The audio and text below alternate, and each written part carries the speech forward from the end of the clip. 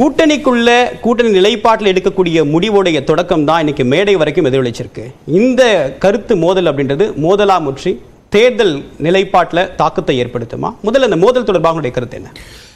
முதல்ல இது கூட்டணி சம்பந்தமான மோதலா அப்படிங்கிறதே எனக்கு ஒரு கேள்விக்குறியா இருக்குது. ஆனால் சீனியர் ராமதாஸ் அவர்களும் ஜூனியர் ராமதாஸ் அவர்களும் நடுவில் இடையில ஒரு பெரிய ஒரு விரிசல் மனத்தாங்கல் நீண்ட காலமாகவே இருந்திருக்கு, வெளிப்படையாக தெரியுது. இன்றைக்கி அவங்க பார்த்த வீடியோ கிளிப் அதுலேருந்து பார்க்கும்போது அந்த பாடி லாங்குவேஜ் நல்லா தெரியுது. ரெண்டு பேருக்கும் நடுவில் ஒரு நிறைய கருத்து ஒற்றுமை இல்லை அப்படிங்கிறது. அது பல்வேறு காரணங்கள் இருக்கலாம். ஆனால் அடிப்படையில் நம்ம புரிந்து கொள்வது என்னன்னா, கட்சியை யார் லீட் பண்றது அப்படிங்கிற விஷயத்தில் மோதல் அன்புமணி கிட்ட இருந்து வருதா இல்லை ராமதாஸ் இருந்து வருதா? இல்லை முக்கியமாக ராமதாஸ் சொல்கிறேன் உங்களுக்கு உதவி செய்யதான் அவர் நியமிக்கிறேன் அப்படின்னு சொல்கிறார். திரும்ப அது குறிப்பிட்டு பேசுகிறாங்க. அதுல உங்களுக்கு உதவிதான் தலைவர் அப்படின்றத ஏற்றுக்கொள்றார், அவருக்கு உதவியாக தான் நியமிக்கிறேன் அப்படின்னு சொல்றார். இதுல மோதல் அப்படின்றது எந்த புள்ளியில? அதுக்கு வெளிப்படையாவே அன்புமணி அவர்களுக்கு இந்த விஷயத்துல இதை உடன்பாடு இல்லைங்கிறது வெளிப்படையா ஏற்கனவே சொல்லியிருப்பாருன்னு நினைக்கிறேன். அப்படிதான் தெரியுது. அதாவது அவருடைய டோனே ரொம்ப செழித்து போய் தான் வருது. ஏற்கனவே சொன்ன விஷயம் தான். அதை திருப்பி அதை அவர் எப்படி பார்க்குறாருன்னா, அதை ஃபோர்ஸ்ஃபுல்லான ஒரு விஷயமா தான் பார்க்குறாரு. அது அவருடைய கொடுத்த பதிலிருந்தே நல்லா தெரியுது. இந்த பாடி லாங்குவேஜ் கிளியராக தெரியுது. அவர் அதை ஏற்க மறுக்கிறார். அவர் தொடர்ந்து திரு ராமதாஸ் அவர்கள் தொடர்ந்து அதை கம்பல் பண்ணணும்னு நினைக்கிறாங்க தெரியுது.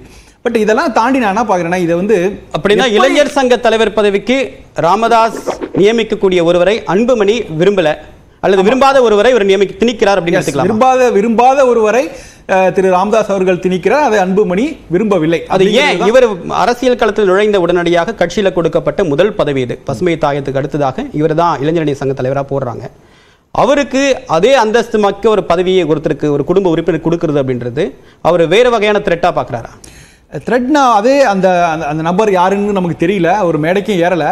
அவர் திரும்ப கூப்பிட்டோம், ஒரு மேடைக்கு ஏறலை. பட் ஆனால் அந்த நபர் குடும்பத்தை சேர்ந்தவராக இருப்பது அன்புமணி தயங்குகிறார். அதாவது இன்னொருவர் குடும்பத்தில் இருந்தா அப்படிங்கும் போது திரும்ப அந்த வாரிசு அரசியங்க மையப்புள்ளியா வருது. அந்த விவாதங்களை நம்ம திரும்ப அதை சந்திக்க நேரிடுமோ அப்படிங்கிற ஒரு கவலை அன்புமணியிட வெளிப்படுது. அதனாலதான் அந்த திரும்ப கேட்கிற திரும்பவும் குடும்பத்தில் இருந்தா அப்படிங்கிறது அதை நம்ம புரிந்து கொள்ள முடியாது. இன்னைக்கு வாரிசு அரசியல் ரொம்ப ஹாட் டாபிக். தமிழ்நாட்டு அரசியலை பொறுத்த வரைக்கும் அதையும் மையப்படுத்தி அவர் வேண்டாம் என்று சொல்லவில்லை. 4 மாதம் தான் ஆகுது அப்படின்னு சொல்றாரு.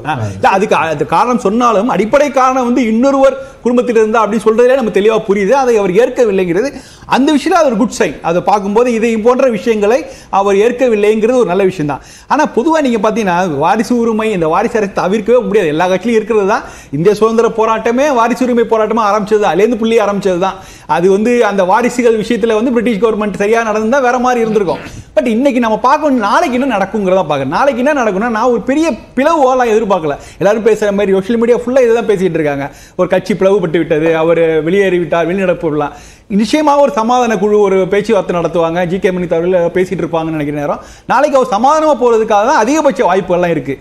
அப்படியே இருந்தாலும் இந்த பிளவு வந்தாலும் இதற்கு யாருக்குமே சாதகமா இருக்காது. இந்த பிளவுக்கு செங்குத்தான பிளவா தான் இருக்கும் ஒழிய இதனால இரு தரப்புக்குமே ஒரு பிளவு அப்படின்றது எக்ஸ்ட்ரீம் கேஸா புதிய அலுவலகம் தொடங்கி இருக்க அப்படின்னு அவர் சொல்றாரு. அந்த பாயிண்ட்ல ரொம்ப காஷியஸா அவங்க ப்ளே பண்றாங்க. ஆமா, புதிய அலுவலகம் தொடங்கி தொடர்பு இதுதான். கட்சி அப்படின்ற வார்த்தை எந்த இடத்துலயும் அவங்க பயன்படுத்தலாம், நாமளும் பயன்படுத்தணும் அவசியம் இல்லை. ஆனா நீங்க சொல்றது எக்ஸ்ட்ரீம் கேஸ் மாதிரி தெரியும். ஆமா, திரு ஷாம் அவர்கள் சொல்ற மாதிரி இன்னைக்கு இவர் நிறுவனம் இருக்கலாம், திரு ராமதாஸ் அவர்கள் நிறுவனம் இருக்கலாம். ஆனா இன்னைக்கு கட்சிக்கான அதிகாரப்பூர்வ தலைவர் அப்படின்லாம் எல்லாமே ஒட்டுமொத்த கட்சியும் அவர் அன்புமணி கட்டுப்பாட்டில் தான் இருக்கிறதுனால இந்த பிளவுக்கெல்லாம் வாய்ப்பே இல்லை.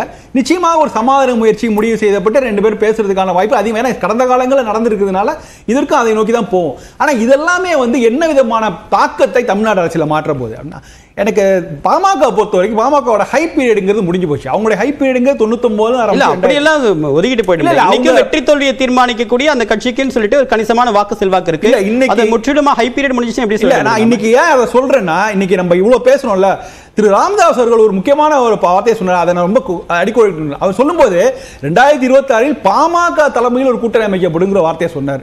அது பல ஊடகங்களை பதிவு செய்யப்படல. பாமக தலைமையில் எங்க ஊடகம் நாங்க பதிவு பண்ணிருக்கோம். பாமக தலைமை கூட்டணிக்கு ரொம்ப முக்கியமான வார்த்தை ஆக்சுவலா. அப்ப அவர்கள் பாஜக கூட்டணியில் இருக்க விரும்பவில்லையா? அப்ப அதிமுக கூட்டணி தலைமை இருக்க விரும்பவில்லையா? அப்போ திமுக கூட்டணி, அதாவது தான் தலைமையில் ஒரு கூட்டணி அப்படிங்கிறது இந்த காலத்தில் எந்த அளவுக்கு சாத்தியம் அப்படிங்கிறது கூட்டணி சார்ந்த விஷயம். எங்கள் தலைமையில் கூட்டணிங்கும் போது அது ரொம்ப ஓவர் கான்பிடண்டா தோணுது எனக்கு. அதனாலதான் சொல்றேன் ஹை பீரியடுங்கிறது 99. எப்படி ஓவர் கான்பிடன்ஸ் சொல்றீங்க? அண்ணன் நடைபெற்ற விக்கிரவாண்டி சட்டமன்ற தேர்தல்ல இடைத்தேர்தல்ல திராவிட கட்சி ஒதுங்கி நின்ற இடத்துல பாட்டாளி மக்கள் கட்சி தங்கள் தலைமையில கூட்டணி அமைச்சு நிக்கிறாங்க. அவங்க பாஜக சப்போர்ட் பண்றாங்க, விட்டு கொடுக்குறாங்க. வலிமை இல்லாத ஒரு கட்சிக்கு விட்டு கொடுப்பாங்களா?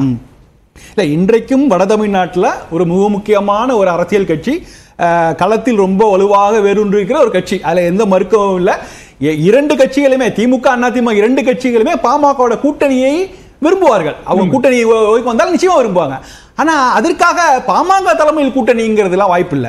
அது பாமகவுடைய ஆதார வங்கிங்கிறது அவருடைய பலத்தை ஏற்றுக்கொண்டதானே சார் விக்கிரவாணி இடைத்தேர்தல் இடத்தை கொடுக்குறாங்க. அவங்களோட ஓட் ஷேர் இருக்கு, ப்ரூஃப் பண்ணிருக்காங்க. இல்ல, நீங்க பாமக வந்து எல்லா விதமான இரு தரப்பு கூட்டணியிலும் இருந்திருக்காங்க, தனியா நின்று பார்த்திருக்காங்க. 2014 மாற்றம் முன்னேற்றம் இருக்காங்க, எதுவுமே அவங்களுக்கு கை கொடுக்கவில்லை. சோ இப்படி இருக்கும்போது நீங்க தனியா நின்னாலே உங்களுக்கு பிரச்சனைங்கும் போது தனியா நாங்க ஒரு கூட்டணி அமைப்போம்னா நீங்க எந்த விதத்தில் திமுகவுடனோ அதிமுகவுடனோ பாஜகவுடனோ எந்த விதத்தில் நாங்க வித்தியாசப்படுத்துறோம், நாங்க எந்த அளவுக்கு வித்தியாசமா இருக்கோங்கிறத நீங்க சொன்னாதான் நீங்க உங்க தலைமையில கூட்டணி அமைக்க முடியும். கூட்டணி நிலைப்பாடுன்றது அந்த கட்சியுடைய வளர்ச்சியை கடந்து அந்த நேரத்தில் மாநில நலன் எதுவோ வியூகங்கள் அடிப்படையில் அமைக்கப்படுறது. அப்படி பார்க்கும்போது இப்ப அண்மையில் அவங்க நிலைப்பாடு 2026 சட்டமன்ற தேர்தலில் யாரோட கூட்டணி அமைக்கிறோமோ அவங்க ஆட்சி அமைக்கணும் அப்படின்ற ஒரு கிங் மேக்கரா இருக்கணும் அவங்க விரும்புறாங்க. இதைத்தான் அதிமுக சொல்லுகிறது. அதிமுக கூட்டணி இன்னும் வலுவடைந்தது போல தெரியவே இல்லை. நீங்க புதுசாக கட்சி ஆரம்பித்த விஜய் அவர்கள் என்ன சொன்னாரு, எங்க கதவு திறந்து இருக்கு, யாரு வேணாலும் வரலாம் அப்படி சொல்றாரு. ஆனா அங்கேயும் ஒரு பெரிய கூட்டணி ஒரு கட்சிக்கு அங்க போய் கூட்டணி சேர மாதிரி தெரியல. எடப்பாடி பழனிசாமி அவர்கள் தன்னுடைய பெரும்பான்மை நிரூபிக்க வேண்டிய கட்டாயம் 19 தொகுதி இடைத்தேர்தலில் இருந்துச்சு. அன்னைக்கு அவங்க கை கொடுத்தது மிகப்பெரிய அளவுக்கு பாமக கூட்டணி தான் அப்படின்றத அதிமுகவினர் மறுக்கவும் முடியாது. பாமக அதை உறுதி பண்றதா அவங்க தரப்போட கருத்து. அப்படி இருக்கும்போது ஆட்சியை 5 ஆண்டு நீடிக்க உதவிகரமா இருந்த கட்சியை அவங்க ஹை பீரியட் முடிஞ்சிருச்சு அப்படின்னு எளிதாக கடந்து போக முடியுமா? பாமக இயல்பான கூட்டணி அதிமுக கூட்டணி அமைப்பதுதான். நீங்க டெல்டா பகுதியும் சரி, வட தமிழ்நாட்டிலும் சரி, தமிழ்நாட்டில் 2 பேருக்கு ஒத்த கூட்டணி தான் அது. அப்படி இருக்கும்போது நீங்களே அதிமுக கூட்டணி தவிர்த்து விட்டு எங்கள் தலைமையில் கூட்டணி அப்படிங்கிறது ஒரு சரியான ஒரு ஸ்டாண்டா இருக்காது. மேபி இந்த பாயிண்ட்னால கூட அன்புமணி அவர்கள் முரண்படலாம். ஏன்னா இன்னைக்கு எல்லா கட்சிகளுக்குமே ஒரு கூட்டணி தேவை. அவர்கள் திமுக அதிமுக கூட்டணியை அகாமடேட் பண்றதுங்கிறது இன்றைய தமிழ்நாடு அரசியல் சூழலுக்கு சாதகமா இருக்கும். அதை விட்டு நீங்க பாஜக இடத்துல பாஜக இருந்தால் கூட எங்கள் தலைமையில் கூட்டணி அப்படின்னு பாஜக அறிவித்தால் கூட அது சரியான அரசியல் கணக்காக இருக்காது. 2026 தேர்தலுங்கிறது திமுக வெர்சஸ் அதிமுக என்பதுதான் இயல்பான கூட்டணி. மக்களும் அதை தான் எதிர்பார்க்கிறார்கள். சரி, ஆனா வரக்கூடிய நாட்கள்ல கூட்டணி ஆட்சியை இல்லாமல் தமிழ்நாட்டில் ஆட்சி அமைக்க முடியாது அப்படின்ற கருத்தும் இருக்கு. நாம் பேசலாம். திரு அருணன், தாமதமா வரவங்கிட்ட கோச்சிக்காதீங்க. அது இப்ப இருக்கக்கூடிய முக்கியமான சூழ்நிலை என்ன அப்படின்னா, 2 பேருக்கு இருக்கக்கூடிய மோதல், அந்த மேடையிலே எதிரொலிச்ச மோதல் அப்படின்றது கட்சியுடைய எதிர்கால நலனுக்கானதா இல்ல அதிகாரத்தை விட்டு கொடுக்க தயாராக இல்லை அப்படின்றதுடைய கருத்தா?